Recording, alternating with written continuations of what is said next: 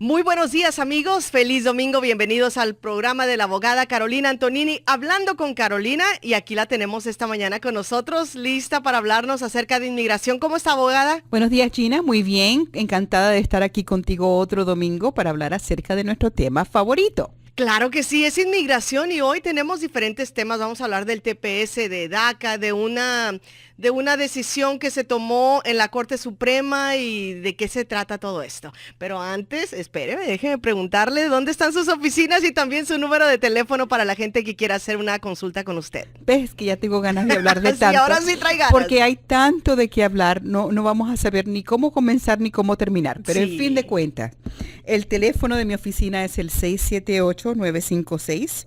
8600-678-956-8600. Me pueden visitar en mi página web www.hablandoconcarolina.com. Eso es hablando con H. Y mi oficina está en la 2751 de la Buford Highway, en el piso 8, Atlanta, Georgia, 30324, directamente enfrente de la Asociación Latinoamericana. En el mero corazón de donde están los latinos. Exactamente. Ok, abogada, vamos a hablar acerca rápidamente, vamos a entrar con esta energía que traemos para que nos hable acerca del DACA y la decisión que se tomó en el Quinto Circuito. Bueno, entonces esta decisión del Quinto Circuito fue un poquito sorprendente para todos nosotros. Básicamente, el Quinto Circuito decidió no parar el DACA. Ok, habla usted a veces de diferentes circuitos. ¿Cuál es el quinto? Ok, esto es lo significante de esta decisión. Cuando el DACA abrió originalmente, no hubo ningún tipo de demanda contra el DACA. El presidente abrió la primera pierna del DACA, hicieron anuncios, etcétera, empezó el programa.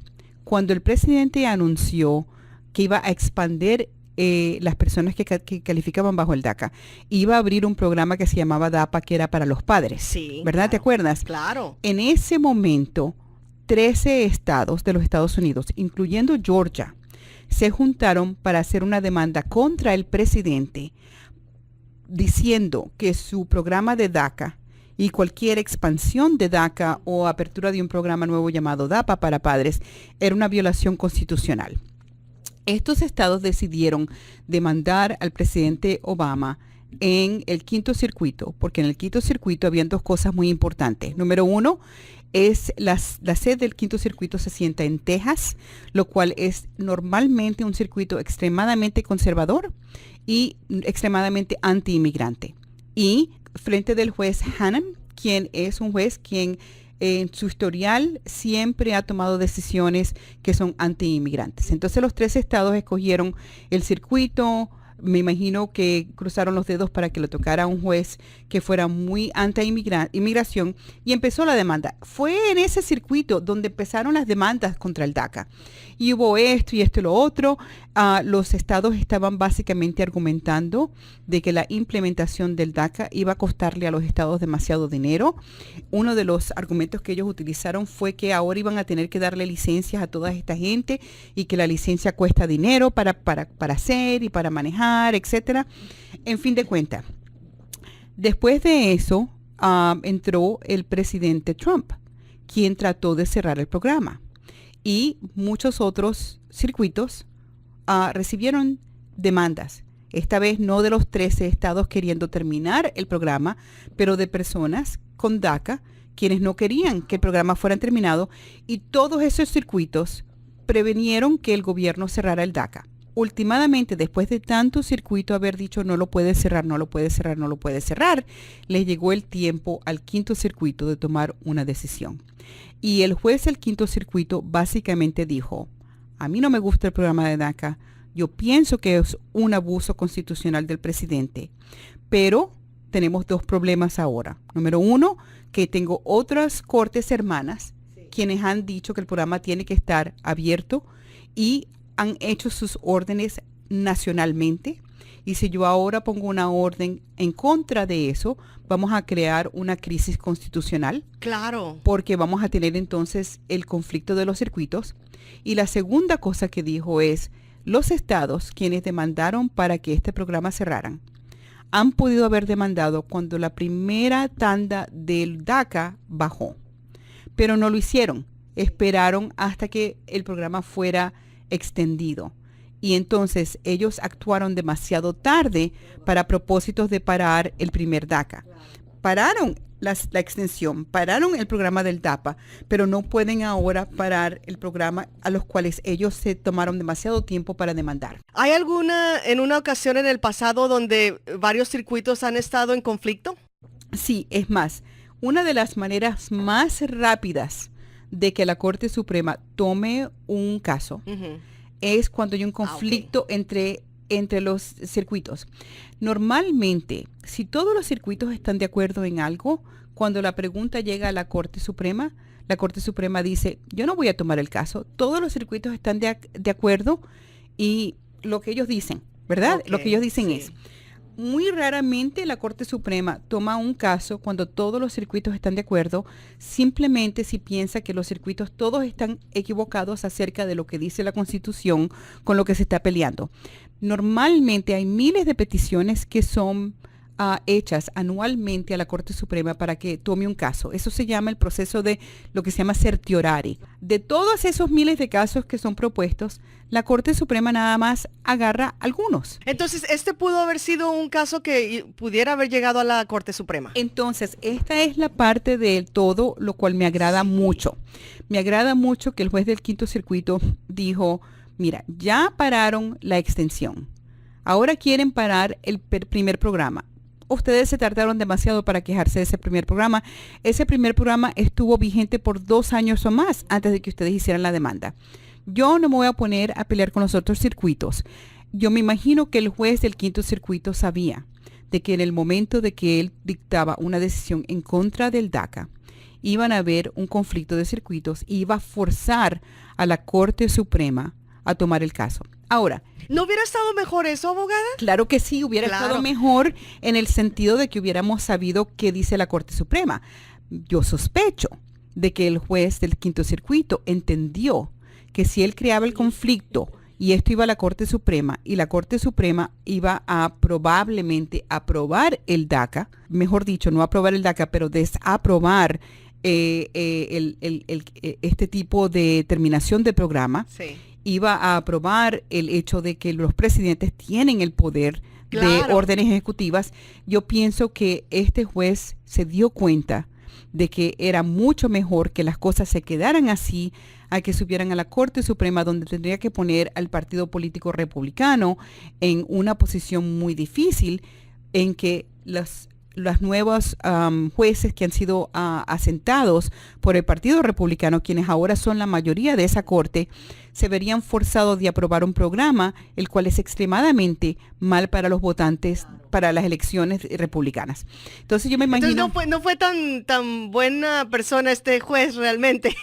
Entiendo, y es un riesgo porque él ha podido haber encontrado al contrario, crear el conflicto constitucional, forzar a la Corte Suprema a tomar una decisión, y es posible que la Corte Suprema haya dicho de que este era un programa el cual era legal, pero si el nuevo presidente quería quitarlo, podía quitarlo.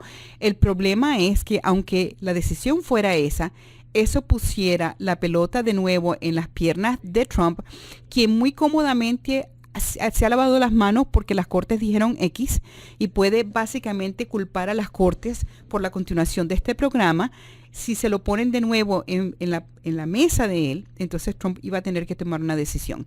Si la decisión era a favor del DACA, la gente que vota por él estuviera enojada. Si la decisión fuera en contra del DACA, la gente que vota contra él estuviera extremadamente enojada. Y en este momento él no tiene el tipo de libertad política para tomar decisiones más allá de lo que tiene que tomar, porque él está en una situación muy peligrosa en este momento. Definitivamente. Estamos hablando con la abogada Carolina Antonini. Nuevamente su número de teléfono, abogada. El 678-956-8600, 678-956-8600. Entonces, el DACA se queda por ahora. Por ahora se queda el DACA, por ahora tienen que seguir renovando sus DACAs. Todavía no hay permisos de viaje, eso no fue restituido. Y quiero recordarles, ¿quién puede aplicar para el DACA? En este momento pueden aplicar para el DACA cualquier persona quien tiene el DACA ya y quiere renovarlo, o cualquier persona quien aplicó para el DACA antes de septiembre 5 del 2017 y por alguna razón fue denegado o a lo mejor paró de renovar su DACA, etcétera. De todas maneras, tienes que demostrar que calificas. Son los mismos requisitos, ¿verdad? Correcto, pero si tú tuviste o trataste de tener un DACA antes de que el programa cerró, tú puedes tratar de renovarlo. También tenemos una corte en California quien no solamente paró el cierre del programa, sino que ordenó que tienen que empezar a recibir aplicaciones nuevas de personas que califican bajo el programa original. Eso cubriera a todas las personas que tenían menos de 15 años cuando el DACA cerró originalmente, sí, que ahora pueden volver a aplicar. Pero esa orden todavía está parada. No sabemos cuándo va a comenzar y si va a comenzar y qué va a pasar. Entonces, quizás para la próxima o la vez después de esa, tendremos noticias acerca de si las personas quienes tenían menos de 15 años cuando el DACA cerró en el 2017, si ahora van a poder hacer su primera aplicación. No lo sabemos. Muy bien, pero aquí vamos a saber con usted cuando haya una decisión, abogada. Exactamente. Ok, vamos a hablar, ya que estamos en lo de renovaciones y del DACA y de estos programas, quiero que nos hable acerca de otro que es el TPS, que se termina en un año. Correcto, y lo que es alarmante para mí, Gina, es la cantidad de personas con TPS que todavía no han visitado un abogado para ver qué plan de ataque pueden tener. Las personas que me han visitado a mí, a las cuales nosotros hemos encontrado un camino, sí, estamos empezando a trabajar en eso, porque nada más tienen un año. Tenemos que apurarnos.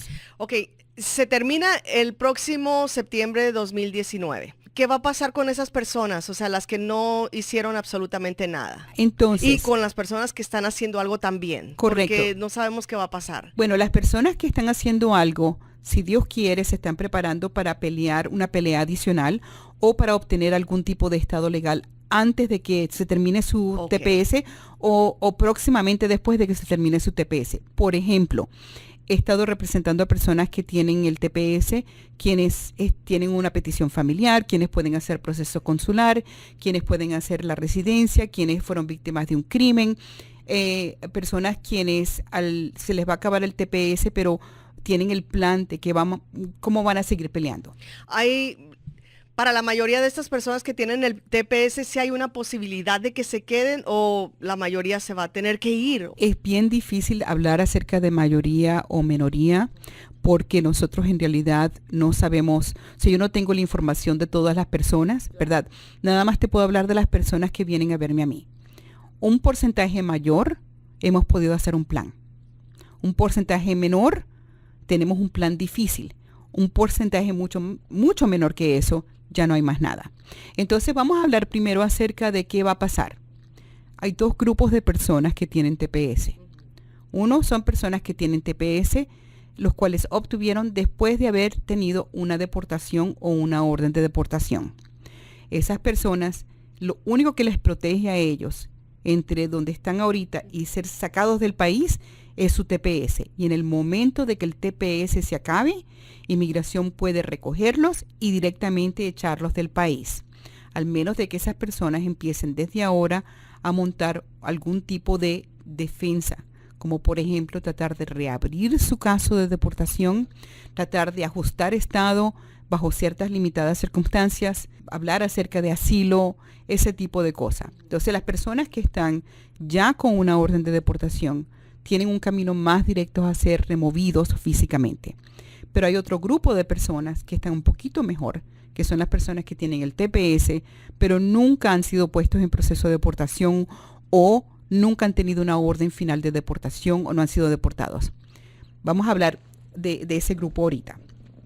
Si tú tienes tu TPS, pero tú nunca has sido puesto en proceso de deportación, cuando se te acabe el TPS, lo que nosotros pensamos que va a ocurrir, porque el gobierno no ha sido claro con esto ni nada de lo demás. Claro. Ellos simplemente están haciendo y uno se entera después de que lo hacen.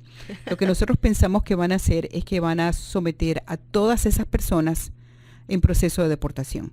Les van a dar a todos un documento acusatorio donde los ponen enfrente de un juez de inmigración en proceso de deportación para que ellos se defiendan contra la deportación.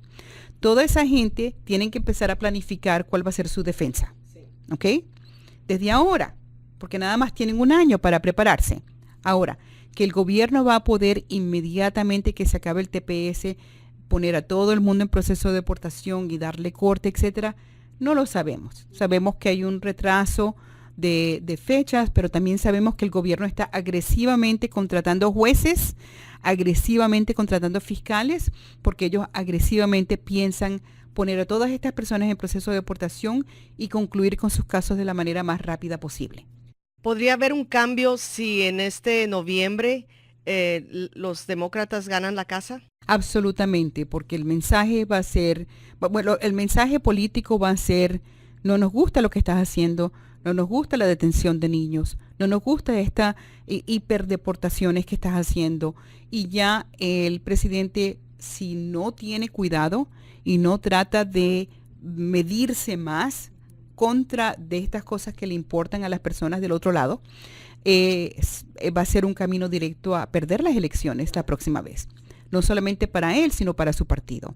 Entonces, sí, el mensaje sería muy poderoso, es muy importante para las personas que nos están oyendo, quienes pueden votar, quienes les importa inmigración, de que se registren para votar y vayan a votar en estas elecciones, aunque no son elecciones presidenciales, el mensaje va a ser oído muy claramente. También, con un Congreso de mayoría demócrata, podríamos, número uno, pasar una ley de DACA, pudiéramos quizás pasar una reforma migratoria. Entonces hay oportunidades mucho más amplias que simplemente mandar un mensaje. Y potencialmente hasta hacer algo donde las personas que están beneficiados del TPS puedan tener otras opciones, las cuales el TPS es una orden presidencial. ¿Okay? Sí, puede terminar, mucho como el DACA, claro, ¿verdad? Cuando quieran. Cuando quieran.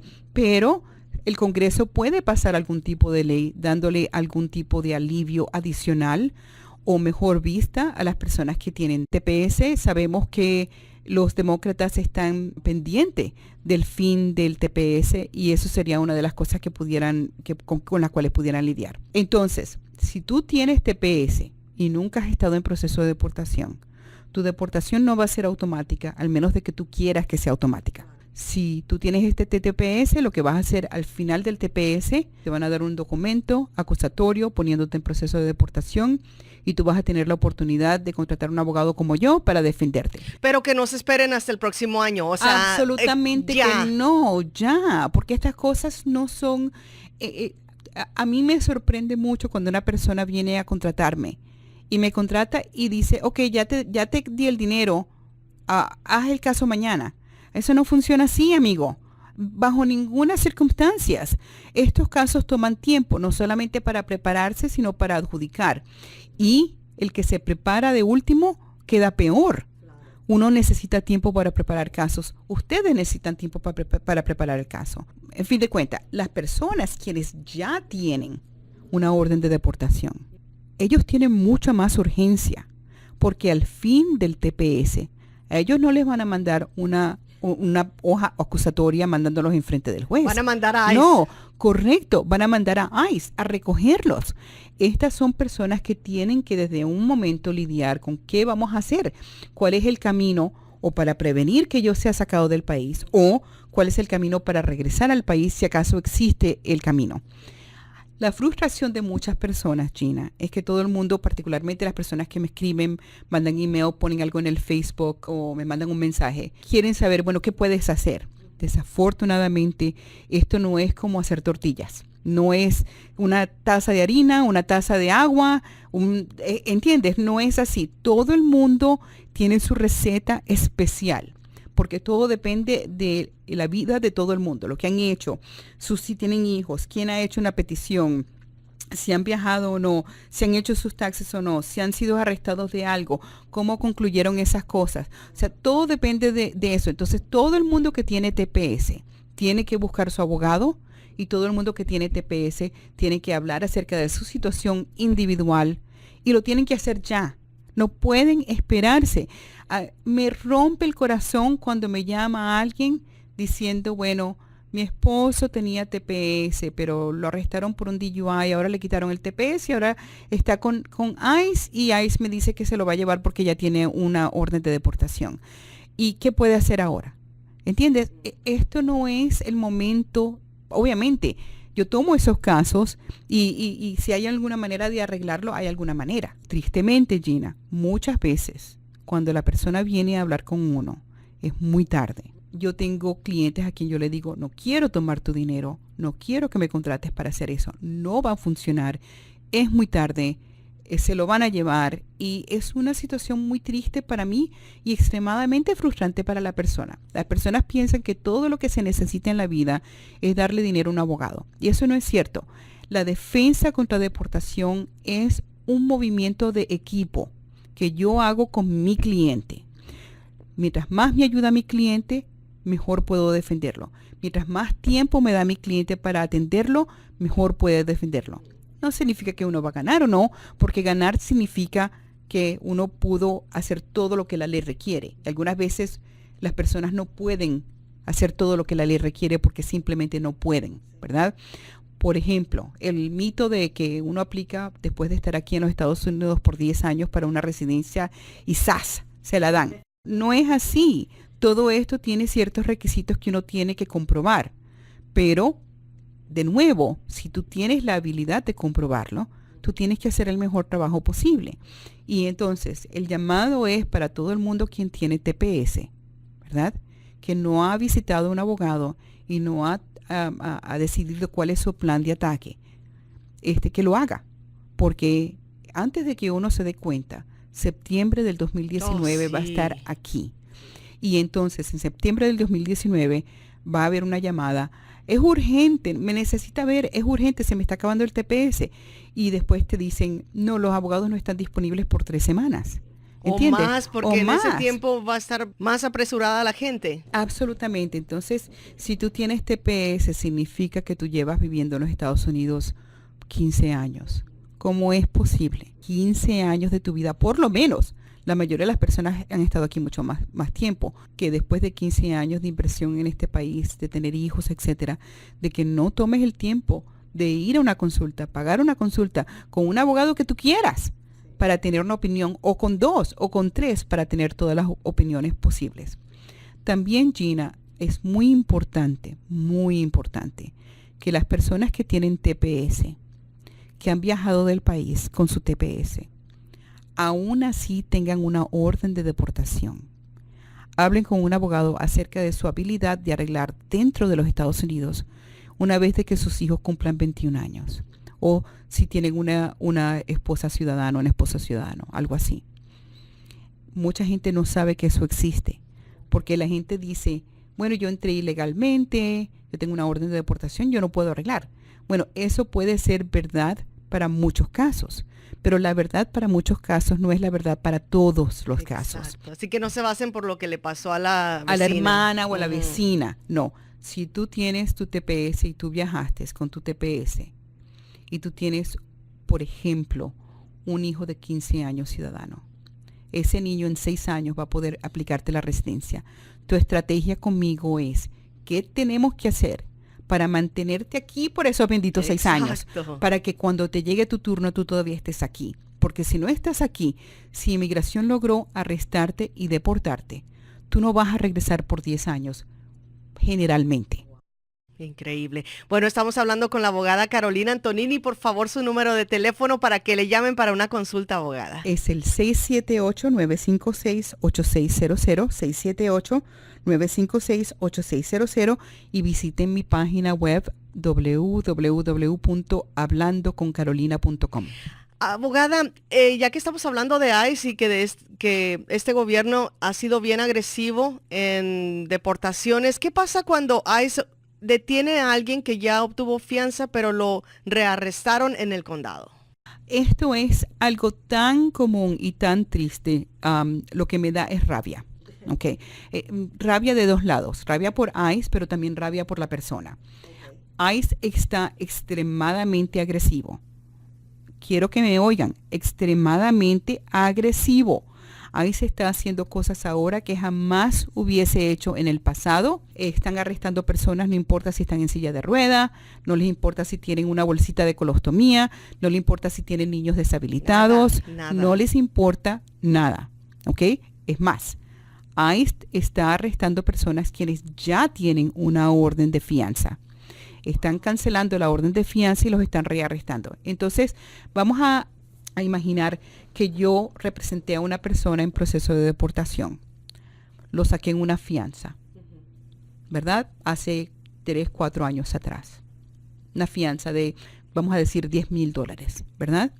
Y esta persona ha estado con permiso de trabajo y ha estado viviendo aquí. Yo le cerré su caso de deportación. Está bien, está tranquilo. Mientras él siga renovando su licencia y siga portándose bien, no hay problema. Y vamos a decir que ayer lo arrestaron. ¿Adivina por qué? Manejar borracho. Te lo digo que es número 1, razón número 1. Entonces tú estás sabiendo de que tu abogada ya haló un milagro, sacándote tu permiso de trabajo, poniendo tu caso de deportación a cerrar, sacándote tu licencia. Y tú todo lo que tienes que hacer es trabajar y vivir tranquilo y portarte bien. Entonces vamos a decir que te arrestan por un DUI. Todavía no has sido convicto. A lo mejor el DUI no es un DUI muy malo, a lo mejor es un DUI que se puede defender. Pero vamos a asumir que te arrestan por el DUI.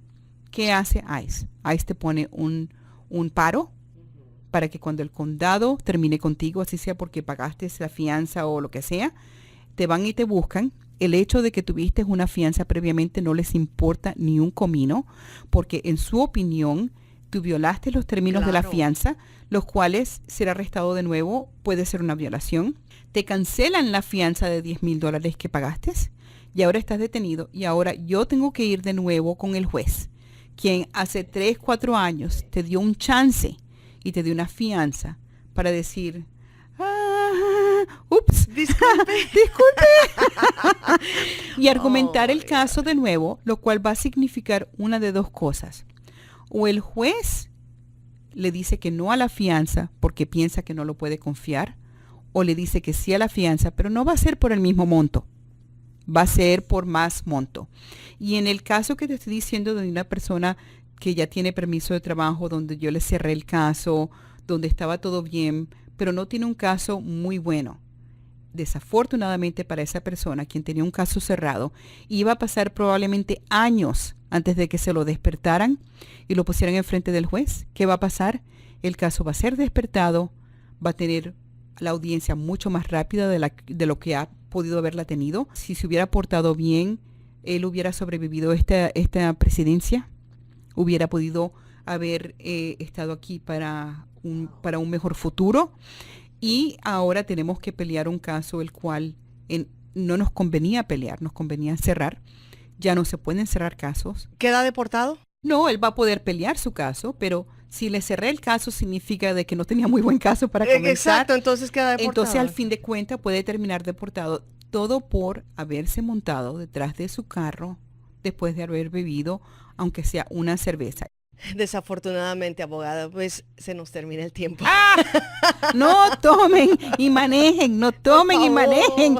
Por favor, me rompen el corazón Sí. cuando hacen esto y hay opciones, hay opciones, hay opciones. Así es, si hemos venido a este país, hemos tratado de aclimatarnos a todo lo que hay aquí. Esa es una de las cosas también. Aquí no es tan fácil como en nuestros países. Aquí, si uno toma, lo van a detener a cualquier persona y hasta a un ciudadano le pueden quitar hasta su licencia de cualquier cosa que haga en su trabajo, abogada. Absolutamente. O sea, esto es grave. El DUI no solamente es para los inmigrantes. A una persona que es ciudadano que tiene un DUI no va a poder manejar. En Atlanta, ¿cómo te vas a ir a tu trabajo sin manejar? ¿Verdad? Algunas personas pierden su licencia de hacer X, Y o Z, su permiso de trabajar en un banco o su permiso de trabajar Sí. manejando, etcétera. Entonces, lo del manejar borracho es un problema muy grande y vamos a decirlo claramente. El manejar borracho causa daño, no solamente a la persona que maneja borracha, a la sociedad. Tú puedes matar a alguien, tú puedes causar un accidente. ¿Y cómo vives tú el resto de tu vida entendiendo que por culpa tuya una niña murió? ¿Verdad? O sea, es realmente triste. No les estoy diciendo que no tomen o que no tengan fiesta, porque yo tomo y yo tengo fiesta. Pero entonces se planifica para todo el Claro. asunto. Tomas en tu casa, tomas en la casa de alguien o no manejas después de tomar. Así es. Abogada, muchísimas gracias por tanta información importante para nuestra comunidad. Encantada de estar con ustedes. Pueden llamarme al 678-956-8600, 678-956-8600 y visitarme en mi página web www.hablandoconcarolina.com. Fue la abogada Carolina Antonini. Que pase feliz domingo, abogada. Chao.